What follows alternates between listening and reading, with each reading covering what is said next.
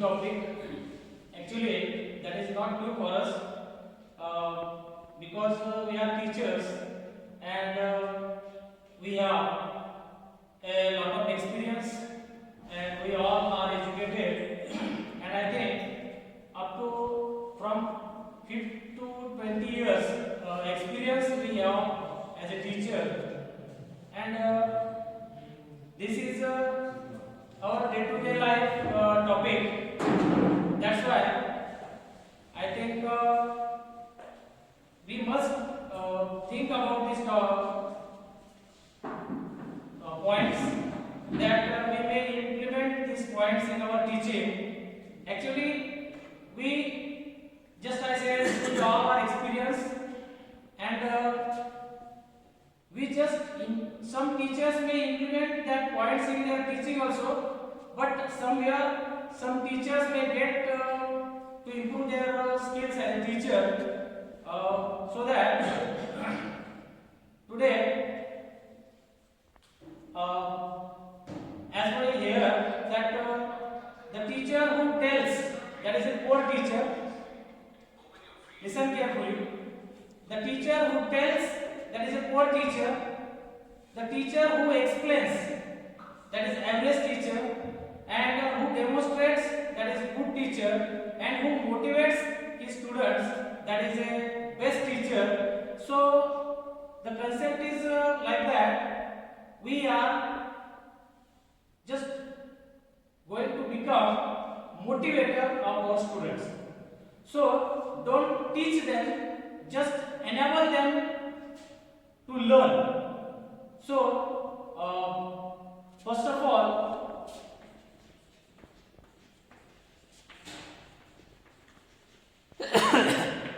who are teachers? Teachers, one definition is there. Teacher is a teaching professional who is just help his students to gain knowledge.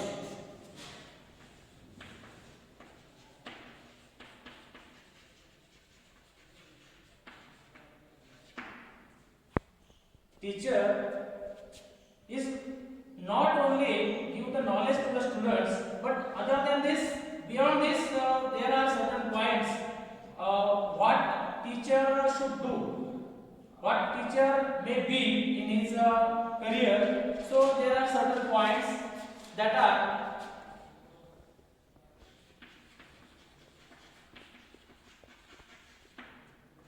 we one by one discuss here.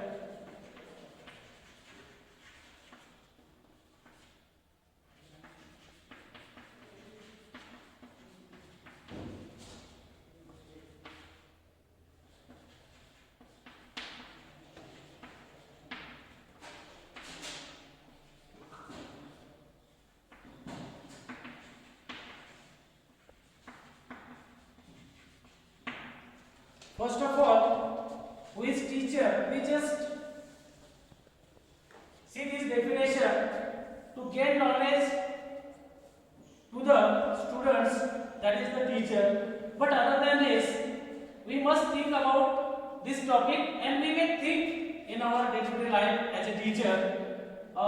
We saw for the students, for the children, the first they learn the things from the family at home and school is the second home for the students. Now, teacher is making that role because he is the caretaker of the students.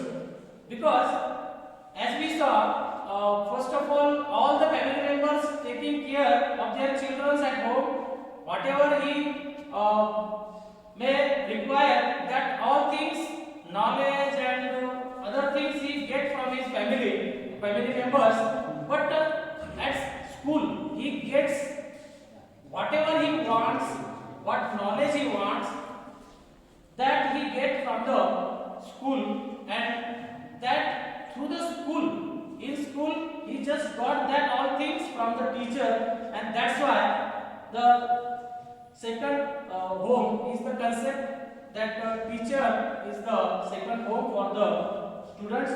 Then role model, because we saw students may copy their teachers, and I think a good teacher may be the favorite for his students.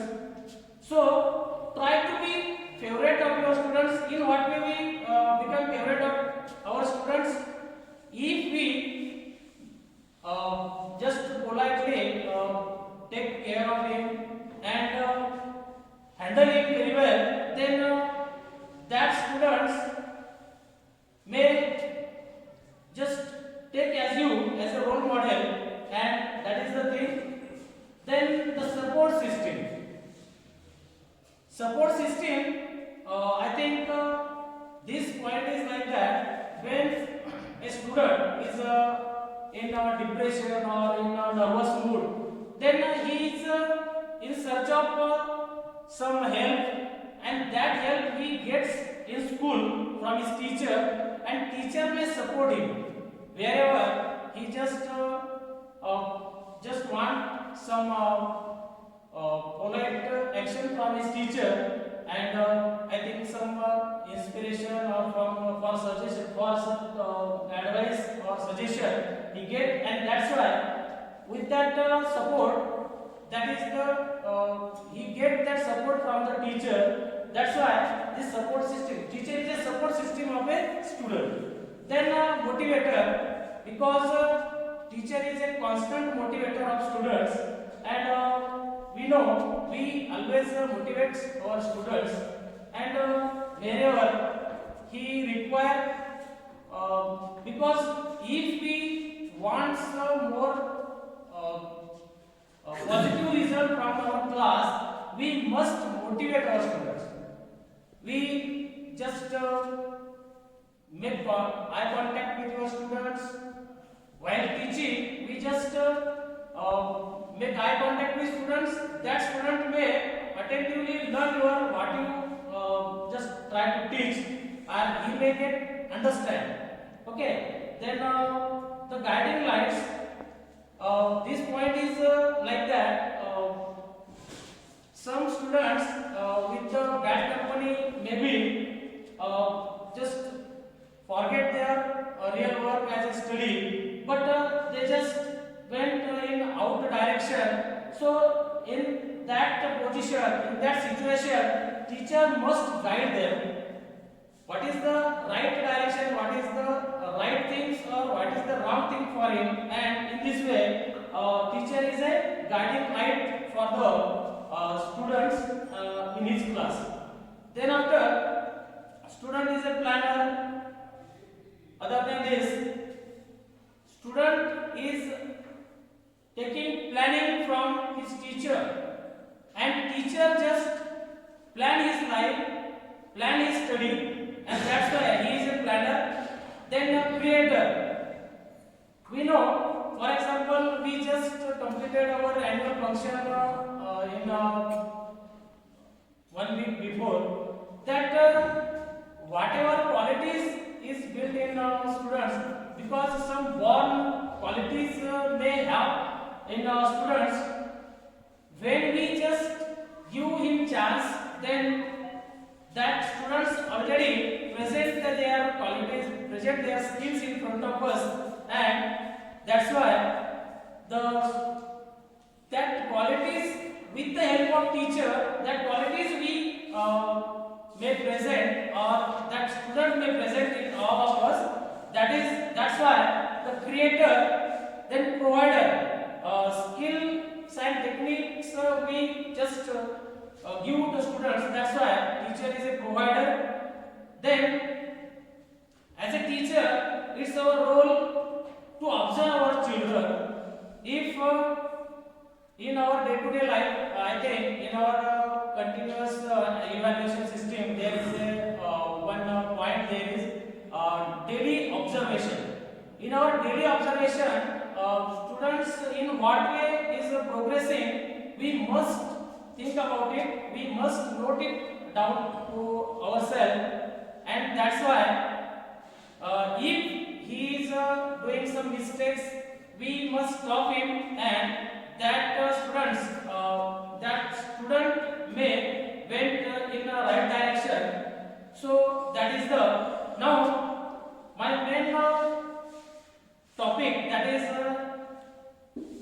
what things we avoid while teaching, that is important. So avoid these things, avoid 8 things while teaching. There may be a lot things which we may be avoid in our teaching, but we are here. I am here to discuss about 8 things which we must just avoid in our teaching. That is criticizing in public. I think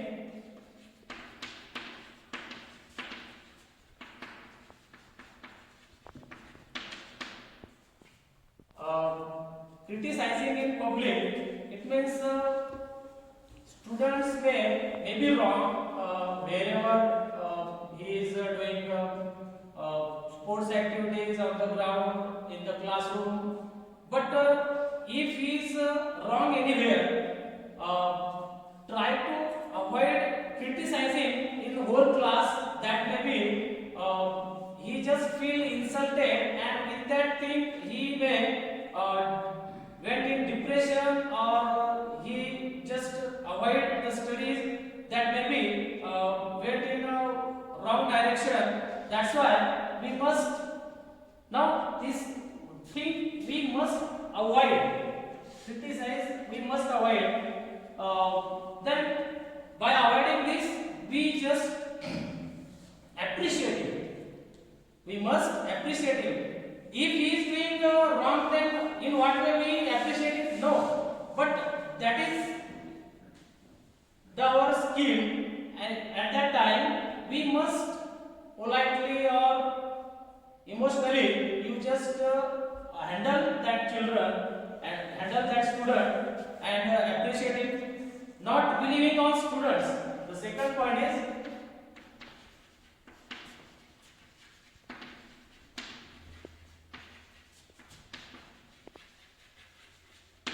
not believing on students. So avoid this thing, because we must believe on our student, and then students believe on us. Okay. So believing is a very important point. For example, we are teachers, we are human beings, and nowadays we saw the students are very fast, because with the help of social media, with the help of Google, YouTube, some students may be intelligent and brilliant, and they have a lot skill than the teacher. There is not necessary that everyone's students questions answer we have. But if we just tell him this question is wrong, and we just scold that student, then that is the wrong thing, because in your class some students are brilliant. Okay, let it be that maybe happen that some students which are average in class, they may accept your answer, but some brilliant students definitely know the teacher is going to tell the answer that is wrong. Okay, so in this way you yourself just make situation in front of the student that the students don't believe on you. So try to be in that situation. The teacher must okay, he has not proper answer, not correct answer at that time, but you just handle that situation, that I am handle some reference books, and with the correct answer we may get back again, and I will tell you tomorrow or in next period. In this way you have to handle that situation, and your students may believe on you. So then after being partial,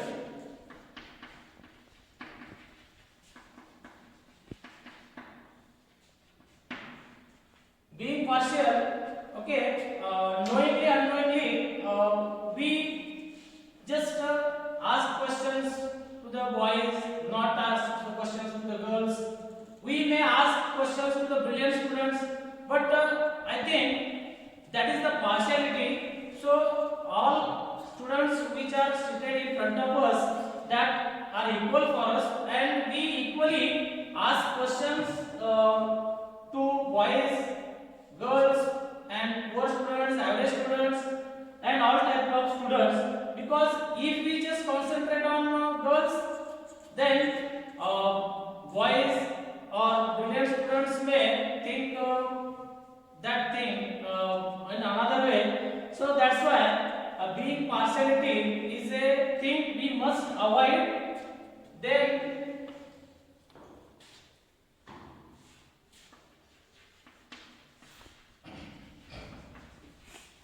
lecturing instead of learning. So I think we must discuss about this point for secondary and primary school children. The lecture method is not working properly, because I think the college students may acquire up to 40 minutes or 50 minutes by lecture method. But if we just handle this method in primary or secondary children, then they must, after 20 or 30 minutes after, they just don't listen to you properly. That's why we must avoid this lecture method in our teaching. Then after, not maintaining eye contact.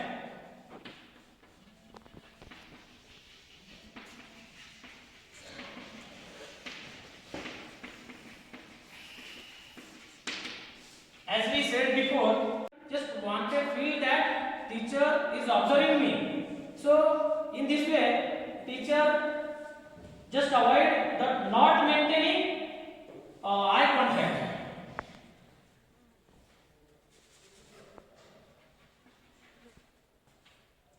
Then giving wrong answers, we just discuss about these wrong answers.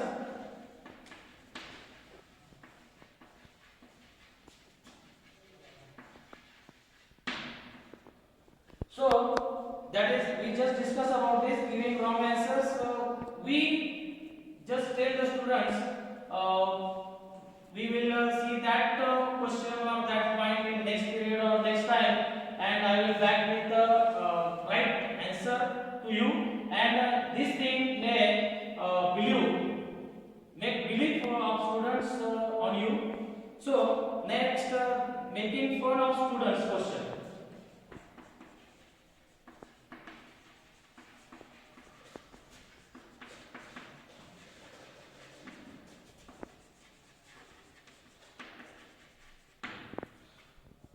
Actually, we saw three types students are in front of us, that average students, poor students, and skilled students or brilliant students.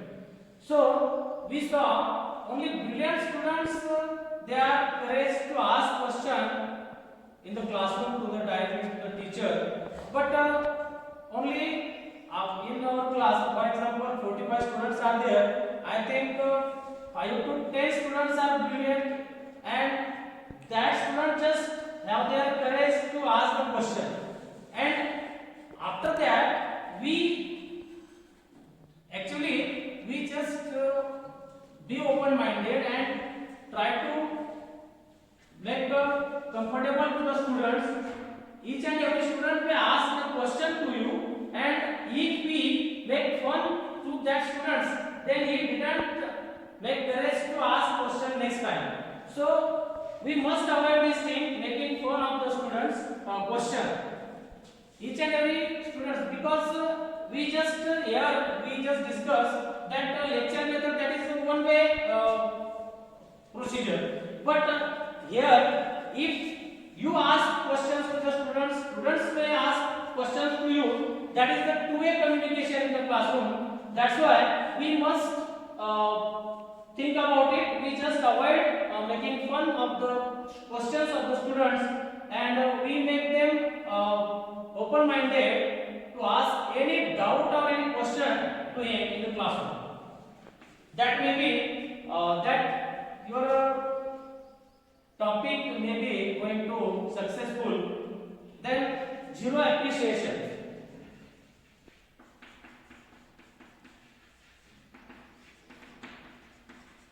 zero appreciation means not giving any type of appreciation. Whenever a student is asking question, that is a good thing for you, then appreciate that student. That thing may be helpful for you, that maximum students may question to you, because they know if any student may ask the doubt or ask the question to the teacher that is appreciated by the teacher, then the number of students may ask questions to you, and we just avoid this zero appreciation. If somewhere some students are wrong, while you are teaching, while you are class, some students may sleep or doing something other than, then you just punish them, but politely, and at that time you just for example, I said good appreciation and bad appreciation. Try to point out his what he is doing, because if you don't point out that thing, then he or maybe some students may increase in your class in that way. So you just control your class, point out that thing, and that's why this point is very important. So these are the 8 points we must avoid in our classroom, and that may be our class may be impressive.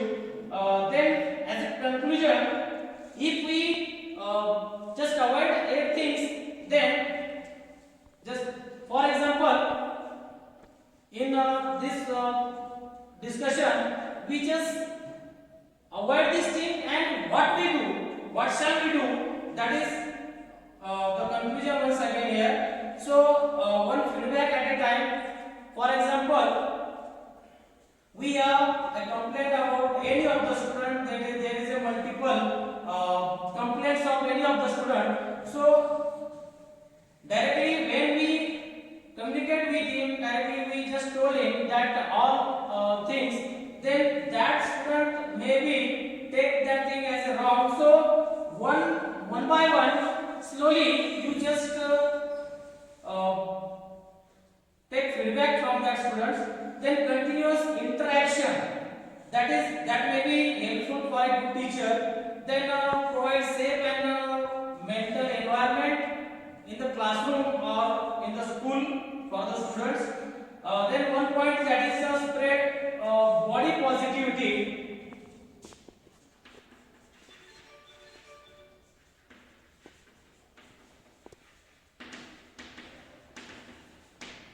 This is the again one of the important point, body positivity. In our classroom, some students may be tall, some students may be short, some students may be fat, some students may be thin. So body is not a matter, knowledge is matter, intelligence, cleverness is matter. So try to explain your students that body, you just open-mindedly just say to them, you all are good in looking, and body is not important, knowledge is important, your study is important, your behavior is important. So spreading body positivity, that is a nice point I think, and every teacher may make sure their students. Then ensure equality, we just discussed the equality. Equally ask questions to girls, to boys, to brilliant students and average students in the classroom, and respect the students. As a teacher, we are mostly emotionally, we require some respect from students, from our colleagues. Like that, the thing is that give respect, take respect. So students are also must expect the respect from the teacher also. Then constant appreciation, we just discuss about the appreciation. So constant appreciation may be helpful in a student's progress. That's why we may get result from the students.